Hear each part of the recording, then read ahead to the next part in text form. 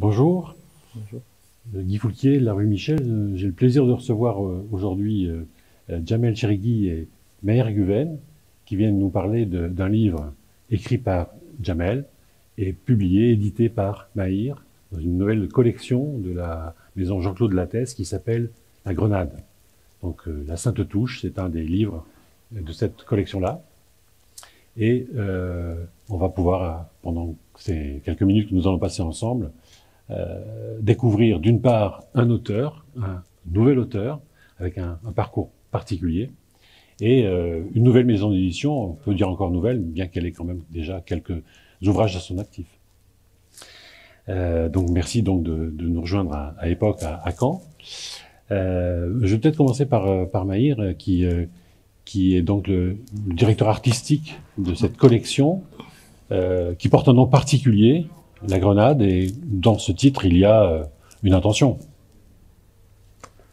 Oui. Non, mais je pense qu'un titre, on doit le retenir, c'est important. Et puis, il faut qu'il soit évocateur, il faut qu'il ait un imaginaire. Donc, la grenade a 3 imaginaires. Il y a l'arme, bien entendu, qui explose. Il y a le fruit. Et la ville. Et donc, voilà. De ça, on a fait une marque. Et puis, un logo qui est une étiquette de fruits, comme sur les pommes ou les oranges. Oui. Et voilà, et comme on n'a pas la grosse tête, on n'a pas mis notre nom de famille pour créer la maison. Voilà. Pourquoi ça n'a pas la grosse tête? Parce que Parce que vous avez un petit projet à l'intérieur d'une grande maison. Non, mais je veux dire, comment vous dire. Moi, j'aurais trouvé étrange d'appeler Guven Édition. Ouais. Voilà, parce que Guven, ça veut rien dire, alors que la grenade, c'est évocateur. Et puis, c'est une équipe? Et puis, c'est une équipe, exactement. Combien d'ouvrages aujourd'hui? Là, 12. D'accord. Et ça a été créé? Il y a 1 an. Il y a 1 an, donc une grande quantité de livres en définitive. Comme une maison Ouais. qui travaille. Ouais.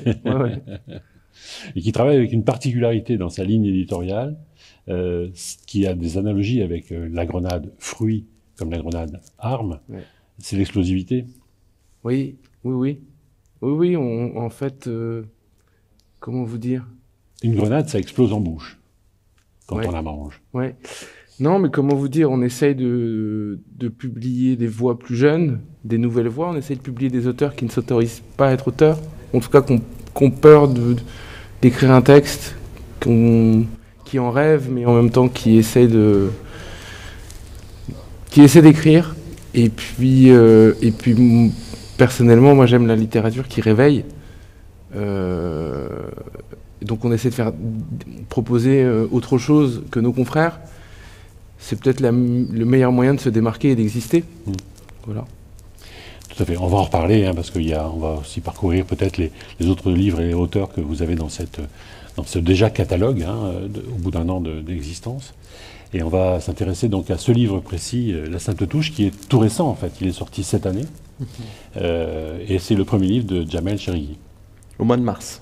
Qu'est-ce que ça fait? Ça m'émeut toujours d'abord de l'avoir en main. Et puis c'était un rêve inespéré. Et on m'a dit, souvent on me répétait, parce qu'avant d'avoir l'objet défini en main, c'est un long processus. Il y a d'abord l'acceptation par la maison d'édition, puis le travail de correction, et à la suite de tous ces événements, enfin on peut avoir l'objet, qui est d'abord pas tel que vous le voyez là. Il y a d'abord les épreuves, donc le livre tout blanc, où il est marqué épreuve, puis ensuite des sortes de prototypes du livre, et enfin le produit fini. Mais ouais, ça m'émeut toujours, c'est toujours touchant, d'autant plus quand on le voit en librairie.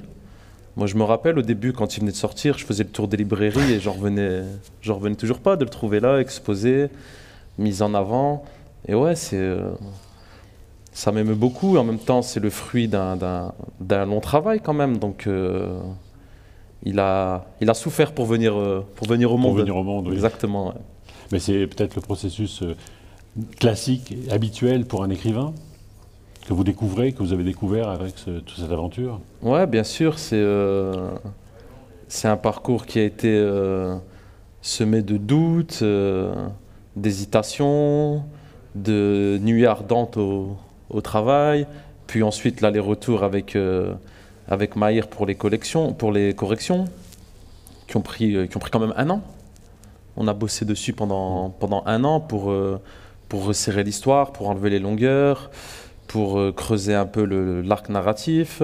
Donc, en même temps, je vous le dis, je suis extrêmement ému, je suis vraiment touché, mais je l'ai tellement fantasmé, je l'ai tellement imaginé que avant de l'avoir eu en main, c'est comme si je l'avais déjà eu en main. Tellement j'y avais pensé, tellement...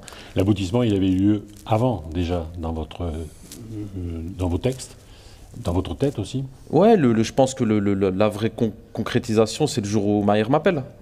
Je pense que là, il y a tout un processus qui se met en marche et c'est le rêve qui commence à s'animer. Vous avez écrivé depuis quand? Vous avez 34 ans?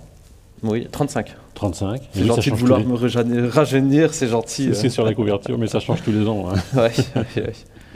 J'ai commencé l'écriture en écrivant ce roman. J'avais jamais écrit auparavant. Et il y a combien de temps que vous avez écrit la première ligne? Parce que vous en parlez dans le livre d'une première ligne. J'ai commencé à écrire, donc il y a eu 1 an de correction et 1 an et demi d'écriture, donc il y a 2 ans et demi. Et 3 mois maintenant. Parce qu'en fait, écrivain n'est pas votre métier. Non. Vous avez une activité depuis peut-être déjà un peu plus longtemps. Un vrai métier? Je ne sais pas si on peut dire un vrai métier, c'est vous qui allez nous le dire. Qu'est-ce que c'est qu'un vrai métier d'ailleurs?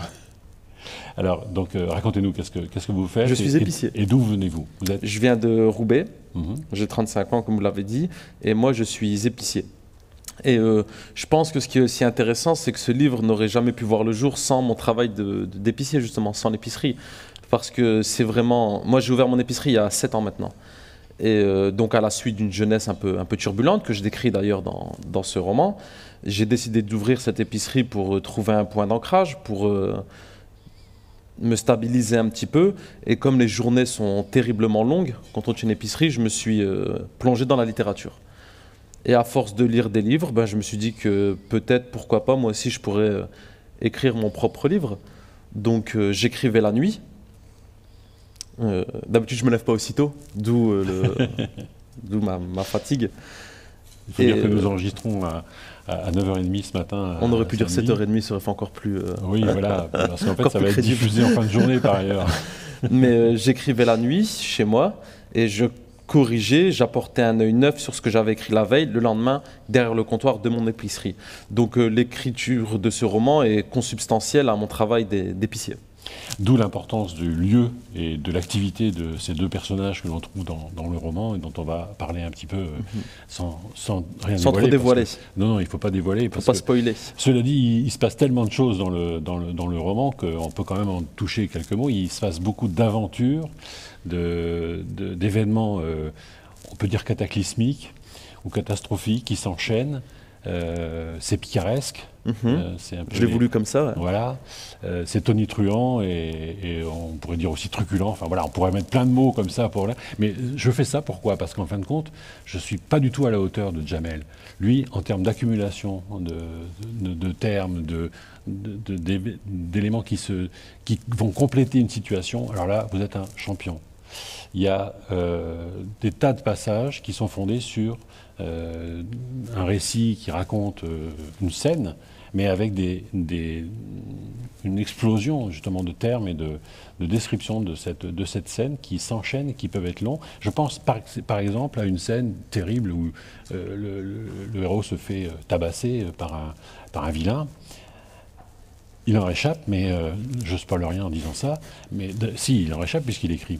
Mais en l'occurrence, c'est une scène qui dure 2 pages et qui est apocalyptique. Tout d'abord, j'aime beaucoup les mots. J'aime beaucoup les mots et j'aime, comme vous dites, cette accumulation de mots. La narration est une sorte de course effrénée. C'est une course donc après l'argent, après sa propre sauvegarde, oui. la sauvegarde de soi-même. Et donc, j'ai voulu aussi retransmettre cette course effrénée dans les mots. Oui, il y a beaucoup de situations dont il faut s'échapper très vite. Dont il faut s'échapper très vite, c'est une sorte de course effrénée. Et je trouvais intéressant de joindre cette course narrative à une course stylistique un petit peu. Moi, c'était ça qui est intéressant. D'où cette profusion de mots, cette profusion d'adjectifs, ce flow qui débite et qui ne s'arrête jamais, jamais. Et puis, c'est le style que j'aime lire. Donc, je pense que tout écrivain, son souhait premier, c'est d'écrire un livre qu'il aurait aimé lire. Tout naturellement, ce que vient de décrire Jamel, c'est la ligne éditoriale qu'on évoquait tout à l'heure, l'explosivité du texte. Manière là-dessus, est-ce que vous êtes trouvé rapidement en phase avec cette façon d'écrire? C'est ça qui vous a attiré dans ce projet? Sinon, je ne l'aurais pas édité. Oui. Ou vous l'avez, au contraire, poussé et incité? Pas du tout. Il m'a freiné. Oui. Pas du tout. Non, c'est un texte que j'ai reçu par la poste, que j'ai lu immédiatement, parce qu'il m'a plu, il m'a accroché. Ce qui n'est pas le cas de tous les textes, bien entendu. Et puis, je trouvais la langue très, très vivante. En même temps, ce qui m'amuse, c'est que on voit bien le jeu des critiques littéraires et de la presse, de dire oui, la langue, parfois c'est cru, mais en fait, on a eu beaucoup plus cru dans l'histoire de la littérature. Et ça, je trouve ça assez amusant. J'ai conseillé à Jamel, moi qui viens de la presse, parfois de couper un peu pour renforcer les contrastes. Parce que il est vrai que si on joue toujours sur le même rythme... il faut des alternances. Voilà, exactement. Il faut, pour créer une belle mélodie. Voilà. Et puis non, on est ravis. On est ravis que la Sainte Touche... soit publiée, trouver ses lecteurs. D'ailleurs, il faut quand même le dire tout de suite, qu'est-ce que c'est que cette Sainte Touche? C'est pas Sainte ni Touche du tout, ça n'a rien à voir. Non, c'est le jour des allocs, c'est le jour de la thune. Voilà, c'est le jour où l'on touche. Le jour béni. Le jour béni. Parce qu'en fait, c'est un livre consacré à l'argent, en fait. C'est la quête de l'argent. D'ailleurs, en exergue, vous citez Jean-Jacques Rousseau, je vais me permettre de le lire. L'argent qu'on possède est l'instrument de la liberté. Celui qu'on pourchasse est celui de la servitude. Et d'ailleurs, la servitude, c'est l'état dans lequel un des deux personnages se trouve réduit par l'épicier. Il y a un épicier qui s'appelle Alain Bazire. Est-ce que c'est son vrai nom? On va voir. Et il est aussi un petit peu marchand de sommeil. Il héberge des gens comme si c'était une bonne action, mais en fin de compte, c'est un monsieur qui est très intéressé, qui a très besoin d'argent. Et les gens qui échouent chez lui, dont l'artiste, constituent autour de lui, quelque part, là aussi une espèce d'exubérance, non plus dans les mots, mais dans les situations. C'est-à-dire qu'on a quasiment affaire à une cour des miracles. C'est des gens qui sont éloignés de tout confort et qui trouvent là un refuge, mais à quel prix? C'est une situation que vous connaissez, ça? Ouais, s'il m'est arrivé d'habiter dans des endroits peu recommandables, dans des sortes de pioles un peu malfamées. Mais vous dites à juste titre que l'artiste est sous la servitude d'Alain Basile, mais je pense qu'Alain Basile aussi est sous la servitude de son mode de vie, de la façon dont il appréhende les choses. Donc finalement, c'est peut-être une grande histoire de servitude et de comment on tente de sortir de cette servitude. Alors, on ne peut pas pour autant prendre ce livre pour une méthode, parce que si c'était ça, le résultat n'est pas forcément efficace. Malgré tout, c'est un catalogue de solutions. Mais je pense qu'il y a une note d'espoir quand même à la fin. Oui, bien sûr, oui, tout à fait. Mais si on accumule les différentes expériences qu'ils mènent pour s'enrichir et sortir de la situation où ils sont, en fin de compte, on va quand même un petit peu de Caribe dans Scylla. Mais peut-être que la vraie richesse, finalement, c'est pas la richesse financière. Peut-être qu'il y a autre chose derrière. Ça pourrait être une conclusion, mais on ne va pas conclure tout de suite. Mais enfin, on peut retenir quand même cette idée-là pour conclure tout à l'heure. Voilà, donc je parlais de cours des miracles, de personnages. On a parlé de truculence tout à l'heure. Et si on décrit ces deux personnages principaux que sont l'épicier et l'artiste, enfin l'arpète, le jeune qui prend sous sa coupe, cet épicier, mais pour en tirer un maximum de profit. Ce sont deux personnages très marqués qui ont quelque chose à voir avec votre vie, votre autobiographie, ou bien sûr on s'inspire toujours un petit peu de sa vie, mais... Ouais, je pense que il y a certaines situations que j'ai vécues, donc je vous disais, pour connaître les pioles un peu, les sortes comme ça de turnes un peu malfamées, j'ai pas eu besoin d'aller chercher dans sur Wikipédia, ou c'est des endroits où j'ai vécu, donc forcément, ça me parlait pour moi, c'était tangible en quelque sorte. Et puis c'est beaucoup de choses que j'ai entendues, que ce soit la Sainte Touche, c'est un terme que j'entends depuis que je suis môme, ou alors même ce système de marchand de sommeil, c'est quelque chose qui est assez récurrent là d'où je viens. C'est dans une épicerie, là il se trouve que c'est dans une épicerie, mais il y a aussi beaucoup de systèmes, maintenant un peu moins parce que les lois ont évolué et puis elles ont essayé de juguler justement cette manière de faire. Mais moi j'ai souvenance quand j'étais petit de ces cafés au-dessus desquels il y avait des appartements miteux, et puis le locataire allait de son café, allait de sa piole au café. Où il reconsommait, il remontait dormir, il descendait reconsommer. De temps en temps, le patron du café faisait un petit plat pour tout le monde. Et le jour de la Sainte Touche, j'ai même connu des situations où le locataire donnait sa carte bleue directement au cafetier pour qu'il aille retirer son RSA lui-même. Donc moi, c'est des situations que j'ai connues, c'est des situations qui me sont familières. Et pour le coup, là, il n'y a pas d'exagération. Autant dans le texte, dans l'écriture, dans les situations, vous exagérez. Vous faites usage de beaucoup d'accumulation de mots pour décrire la situation, mais il y a un fort fond de réalité. C'est exacerbé à certains endroits, c'est exacerbé. J'ai voulu pousser justement le concept, pousser les idées jusqu'au bout pour donner cette forme un peu, comme vous disiez, truculente, à la limite du délire presque parfois. Délirante, mais le socle, le fond est vrai. C'est tout à fait poignant de ce point de vue-là, de se retrouver dans cette... alors, c'est pas une cité.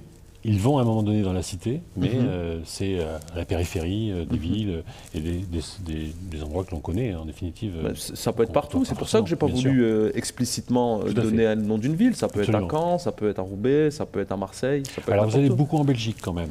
Ouais, donc on se doute un peu que... C'est un peu au nord. Un peu au nord. On sait pas trop où, mais... Parmi les travers de ce Alain, il y a le casino, le jeu. Le Cursal, comme on dit en flamand. Voilà, à Ostende. C'est un voyage en fait. Qui existe. Oui, tout à fait. Le Cursal d'Ostende. Et qui attire justement peut-être beaucoup de gens qui sont dans une recherche d'argent et qui repartent les poches vides. Oui, au-delà de l'argent, c'est aussi pour passer les soirées. Oui, parce que quand on n'a pas accès forcément aux discothèques ou à des endroits où on se sent un peu exclu de partout, on va dans les endroits qui nous accueillent. Et ce qui est bien avec le casino, c'est qu'il accueille tout le monde. Enfin, tout le monde, tous ceux qui ont de l'argent. Oui, un petit peu. Un petit peu.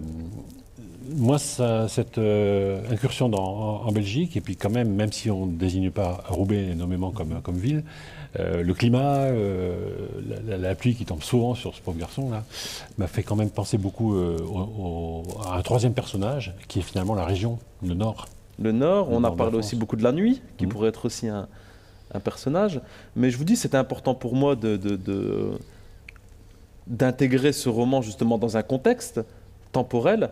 Donc on sait que c'est moderne, ça se passe peut-être pas aujourd'hui, mais du moins il y a quelques années en arrière, mais il n'y a pas très longtemps, et aussi dans un contexte régional, même si j'ai voulu ce livre comme une peinture plutôt impressionniste que figurative.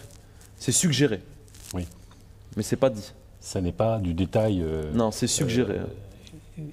Alors, si on vient maintenant aux mots que vous employez, vous disiez tout à l'heure, vous aimez les mots. Le vocabulaire, vous donnez même, à un moment donné, le personnage, plus exactement, donne à son patron une petite leçon de français. Quel est votre point de vue sur le subjonctif? J'adore le subjonctif. Il y en avait beaucoup plus, mais mon éditeur ici présent les a coupés. Mais j'adore le subjonctif imparfait. Non, attendez, là, ils me rend pas grâce. En fait, si vous voulez, moi, je pense qu'on apprend mal le français à l'école. On l'apprend en partie, et le reste du temps, on l'apprend dans la conversation. Et je vais vous expliquer, à l'école, on apprend la syntaxe, les règles, les bonnes manières de faire. Et puis, quand on discute, en tout cas avec le français populaire, on apprend la mélodie de la langue. Je le vois beaucoup dans les textes que je reçois. Certaines personnes essayent d'utiliser le passé simple, parce que c'est très scolaire, parce que ça fait érudit. Or, en fait, quand on lit la phrase, la mélodie est complètement cassée. Et donc, ce n'est pas du tout rendre grâce à la langue. Quelqu'un qui utilise, si vous voulez, si le français était une table, En fait, il m'a monté une table sur 2 pieds, même pas 3, sur 2 pieds, donc elle tient même pas debout. Et ça casse complètement le propos. Et donc, c'est là où les subjonctifs, on les a un petit peu torturés ou muselés. Trop de subjonctifs tue le subjonctif. Oui, oui, il y a beaucoup de choses qui sont tuées par trop de... Ouais. Et donc, voilà.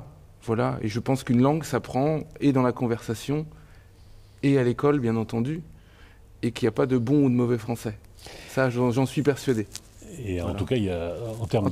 Il n'y a pas de bonne manière de parler ou de s'exprimer, il y a des bonnes manières de se faire comprendre. Ça, et dans la grenade, c'est vraiment un moteur... Un axe éditorial. Ouais, un axe éditorial très très fort. On termine sur le subjonctif et on va en reparler. Moi, j'ai relevé 3 formules pour le verbe faire. Donc, vous reprenez l'artiste reprend à un moment donné l'épicier en lui disant, qui vient de dire, il faut que tu le fais. Et bien sûr, il répond non, il faut que tu le fasses. Et l'autre ne comprend pas. Il y a toute une explication. Bon, ça, c'est la forme correcte. Un peu plus loin, il y a une autre forme correcte où je fusse, ou qu'il fusse, au contraire, je ne m'en souviens plus. Et puis, Ça, c'est le verbe être, ça. Oui, mais il y a une troisième forme qui est fils. Ça, c'est on revient au verbe verbe. Oui. Au verbe faire. Et du coup, ça faisait une espèce d'assonance, mais très séparée, mais que j'ai retrouvé comme une façon de scander le texte entre le fils, le face et le fus. Ça m'a semblé très rigolo. Mais j'aime beaucoup les subjonctifs imparfaits. C'est quelque chose qui m'amuse avant tout. Oui. C'est quelque chose qui m'amuse. Et puis, au moment où j'écrivais ce texte, au moment où j'écrivais ce roman, il y a eu un moment où je lisais beaucoup de romans du 18e, donc de Rousseau, de Diderot, et c'est des gens qui l'employaient plus facilement, c'était même normal pour eux, finalement, de le faire. Ouais. Et donc ça m'a beaucoup marqué. On retrouve chez Chateaubriand aussi, qui l'utilise beaucoup. Donc et ça me fait marrer, moi. Et puis tout ce qui me fait marrer, c'est bon à prendre. Donc, Alors, cela dit, il y a beaucoup d'autres termes d'argot mélangé, bien sûr, comme toujours. Il y a de l'argot d'origine nord-africaine. Vous êtes d'origine maghrébine. Je suis d'origine kabyle, ouais. Et vous avez, de ce point de vue, utilisé des mots de cette sphère linguistique. D'autres qui sont complètement jeunes. Ou de la cité. Hein. Moi, comme je suis un petit peu plus âgé que vous, j'ai parfois eu du mal parce que je ne connaissais pas certaines choses. Quoi. Mais c'était une volonté de notre part de ne pas mettre de glossaire à la fin. Ouais. Bah oui. Pour que, heureusement, on a compris quand même. Hein. Et moi, ça me faisait marrer de penser que le père qui lisait ce livre pourrait appeler son fils sans lui demander « Mais dis-moi, qu'est-ce que ça veut dire ce terme ou tel autre terme ?» Ça tease beaucoup hein, dans le livre, ouais, par exemple. Hein. Beaucoup. Moi, je ne savais pas que je teasais, mais ça m'arrive.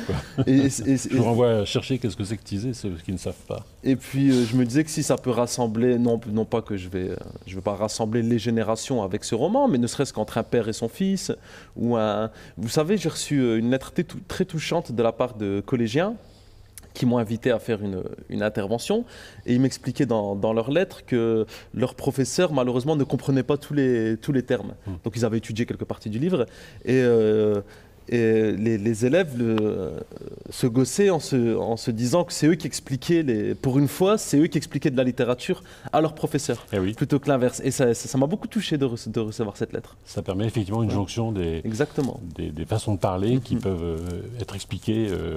Donc c'est le français d'aujourd'hui expliqué aux parents. C'est ça, exactement. Ouais. Alors, cette faconde, cette façon vraiment libre de... Alors, on aurait pu lire des extraits, mais je renvoie les gens à la lecture elle-même. Dans la Grenade, dans l'expérience de la Grenade, vous avez d'autres auteurs qui ont des points communs avec cette façon d'écrire de Jamel. Non, parce que chacun a son style. Oui. Et je dirais que peut-être le marqueur de la Grenade, c'est que... Comment vous dire? Je vais dérouler mon raisonnement.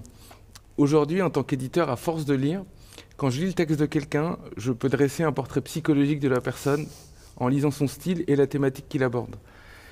Et je veux dire par là, c'est que à la Grenade, il y a vraiment beaucoup de proximité entre la voix de l'auteur, la voix écrite de l'auteur et sa personnalité, enfin en tout cas la personne qu'on pourrait rencontrer. Ce qui n'est pas toujours le cas des auteurs. Oui, qui peuvent être très éloignés. Exactement. Et d'ailleurs, les lecteurs sont parfois déçus. Ah tiens, il avait une écriture si douce, si belle, et puis en fait, on rencontre quelqu'un qui n'est... Et c'est pas grave. Enfin, je veux dire, chacun fait comme il veut. Mais nous, si vous voulez, notre phare, c'est la sincérité. Et donc, cette proximité, je crois, en tant qu'éditeur, c'est ce qui rend les textes un peu plus... Ça les rend puissants. Ça leur donne de la chair, de l'âme, de la force.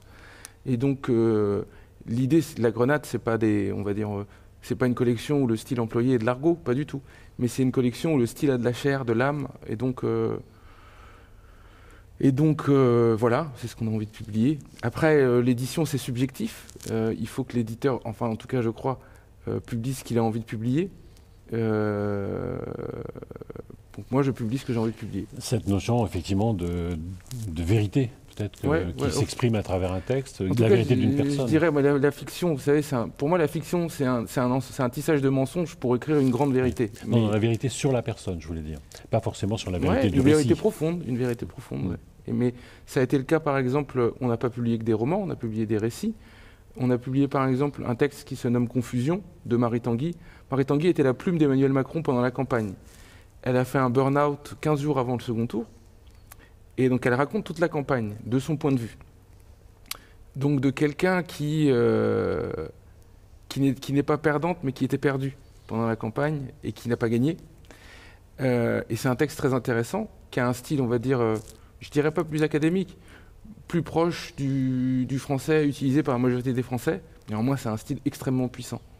Et elle a des choses fortes à dire, qu'elle exprime de façon... Sur elle, sur la campagne, sur la politique, sur sa déception. Voilà. Et puis, là, récemment, on a accompagné le rappeur Oxmo Puccino, qui a sorti son premier roman, qui était un projet rangé dans un tiroir depuis des années. Disons qu'il lui manquait un passe-muraille ou un passe-partout pour pouvoir se lancer dans l'aventure. Donc je l'ai accompagné dans l'écriture de ce texte qui s'appelle Les Réveilleurs de Soleil. C'est un conte pour adultes et pour enfants dont l'argument est assez simple. C'est un monde où le soleil ne se lève plus. Et un homme qui s'est nommé Edmond est très malade. Alors sa petite fille, un matin, décide d'aller réveiller le soleil. Elle enfourche son vélo Harley et elle part rencontrer d'abord Noé, qui est l'homme le plus riche du monde, et ainsi de suite, et ainsi de suite. Donc on est proche de Tim Burton, du Petit Prince. Vous voyez, et assez loin du rap. Et assez loin du rap, il y a quand même l'amour des mots qui est là. Donc dans la Grenade, il y a aussi, vous voyez, en tout cas dans l'ADN, il y a une envie d'émancipation de ce qu'on a pu nous apprendre ou des identités qu'on peut se voir assigner. Jamel, il est représentant de ça, c'est-à-dire que vous dites épicier, Roubaix à quelqu'un de lambda, on aurait pu s'imaginer un type à casquette et tout. Non, en fait, il lit, il s'intéresse au cinéma, mais il n'est pas non plus en opposition avec les gens qui portent des casquettes et qui écoutent du rap. Donc il y a ça dans la Grenade, vous voyez, c'est une forme de liberté.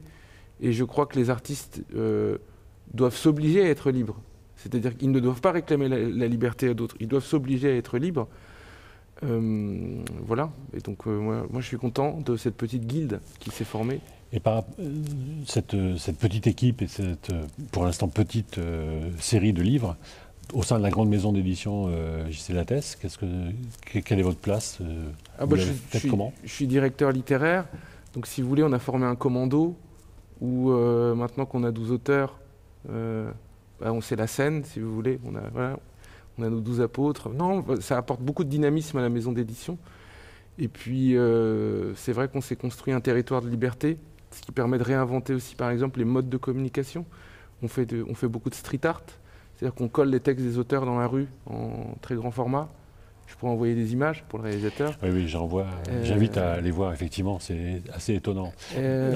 Donc, en fait, c'est le livre que vous éditez sur une affiche, que vous collez dans la rue, notamment pour que les gens puissent lire le livre dans la rue. Gratuitement, s'ils n'ont pas les moyens d'acheter le livre. La fonction, c'est pas de lire tout le livre. La fonction, c'est que la littérature vous interpelle. Et d'ailleurs, ça fonctionne. Et notamment parce qu'on peut lire des extraits. Exactement, et puis on se dit, tiens, qu'est-ce que c'est que ça? Donc on est à mi-chemin entre un geste artistique, de la publicité. Vous trouvez des espaces pour le faire sans trop de soucis? Ouais, non, vous savez, c'est pas... Parce que le street art, il n'est pas toujours autorisé.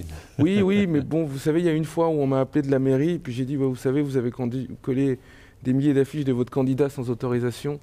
Donc, et c'est très moche, donc au moins nous on embellit. Donc, on va aller voir ça sur YouTube. Hein, sur YouTube, ouais. À travers la chaîne La Grenade, quoi, ouais, hein, ouais, c'est exactement. ça, hein, qui permet de voir effectivement une espèce de happening où il y a d'une part un artiste de street art, d'autre part cette affiche qui est collée, et puis une harangue.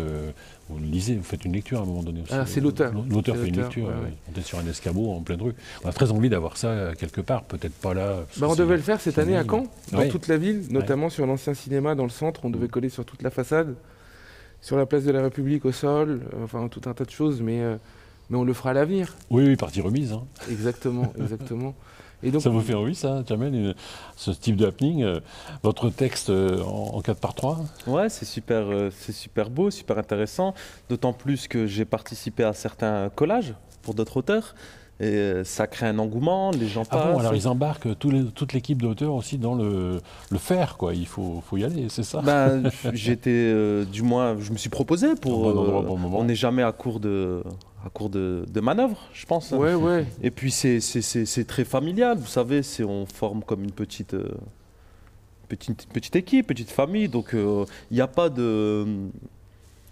On n'est pas dans des faux semblants, on n'est pas dans quelque chose de guindé. Maïr m'appelle, me dit écoute, si tu veux, il y a un collage qui se prépare, t'as qu'à passer, il y aura du café, il y aura. Alors moi je débarque avec mon sac à dos et puis on met la main à la pâte. Et moi c'est quelque chose qui me parle parce que c'est mon mode de fonctionnement. Donc je trouve ça super intéressant. Et c'est ça que moi je trouve appréciable avec les auteurs de La Grenade, c'est-à-dire que ça peut être le mercredi soir un grand plateau de télé. Et puis le lendemain, Jamel qui fait de l'affichage sauvage à Roubaix, parce que d'ailleurs il a fait de l'affichage sauvage lui-même, il m'a demandé des affiches. Moi je fais du graphisme, donc on avait une photo, je lui ai fait, et il a collé environ 1500 affiches à Roubaix, du roman, mais des petites cette fois, pour interpeller un peu. Et c'est tout à son honneur de défendre son bouquin. Comment ça a été pris?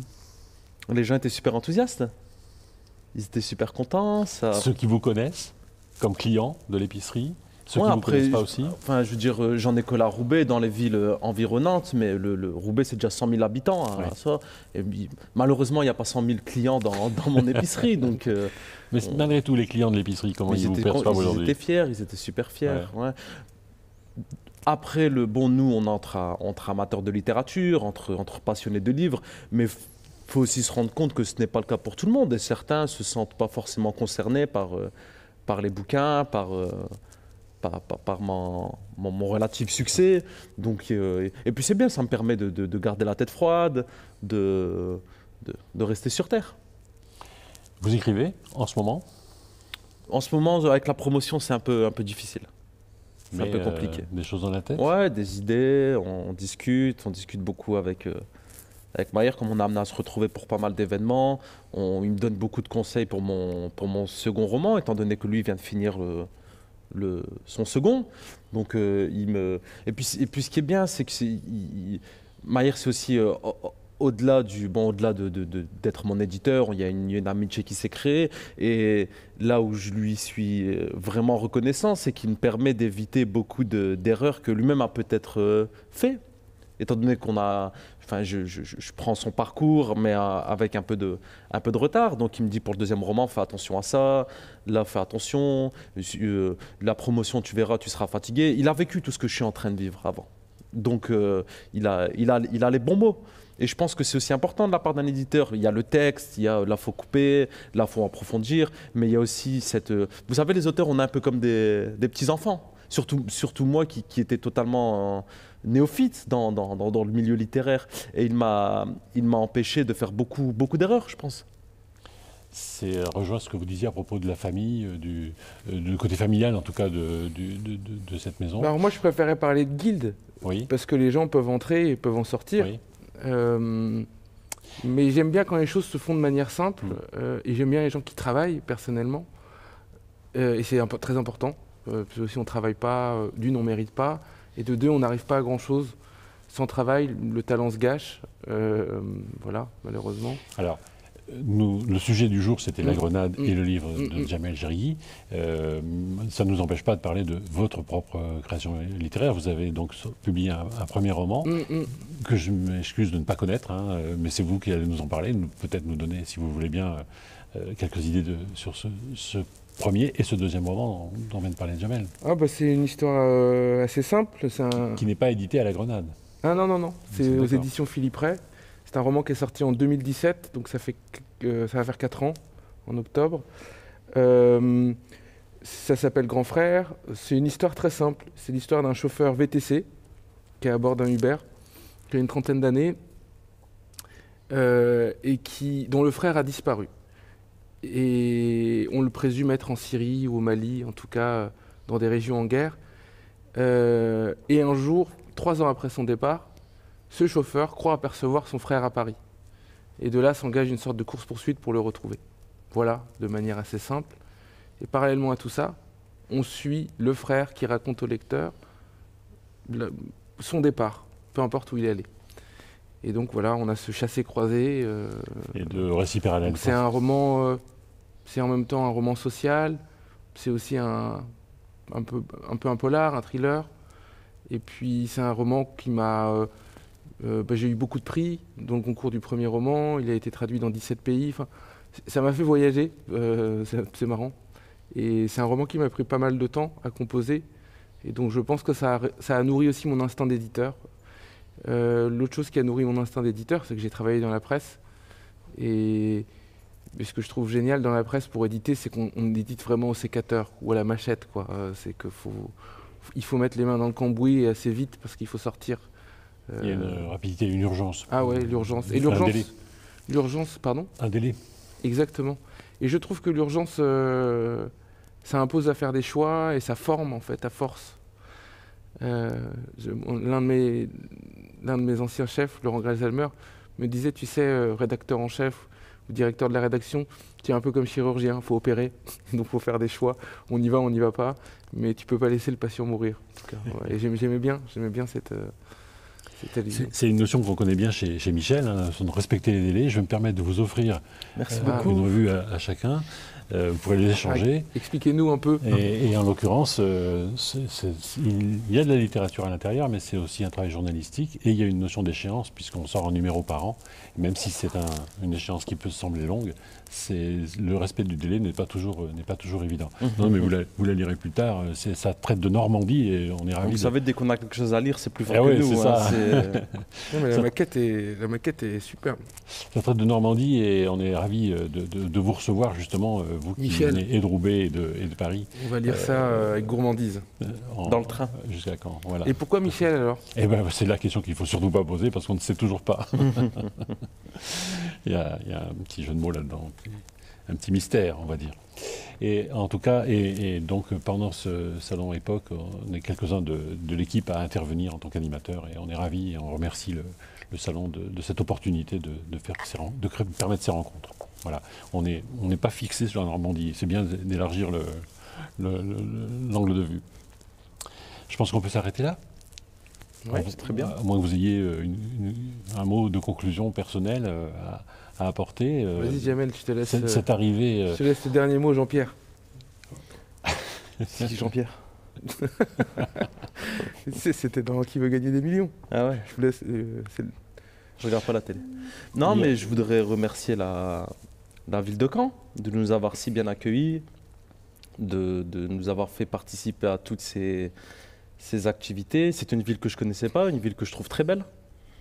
On a pris le temps de se balader hier soir dans le centre-ville et j'ai été agréablement surpris. C'est une ville que je trouve vraiment jeune, très jeune, donc très étudiante. Très étudiante. Je pense que c'est une ville qui a de l'avenir et dont on entendra. À 20 km de la mer. Bon, pour tout vous dire, c'est qu'il réfléchit à s'installer. Je commençais à réfléchir tout doucement. Peut-être de manière temporaire, mais il m'a dit qu'il se sentait bien.